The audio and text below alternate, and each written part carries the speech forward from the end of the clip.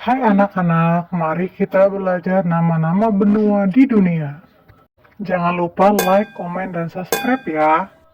Ada 7 benua di dunia, yaitu Asia, Afrika, Amerika Utara, Amerika Selatan, Antartika, Eropa, Australia. Dari ketujuh benua tersebut, Asia adalah benua terbesar di dunia, sedangkan Australia adalah benua terkecil. Berikut ini adalah beberapa karakteristik dari benua-benua tersebut.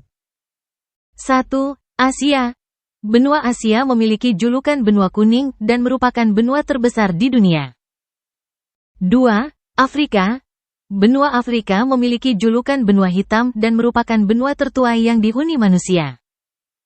3. Eropa. Benua Eropa memiliki julukan benua biru. 4. Amerika. Benua Amerika memiliki julukan benua merah.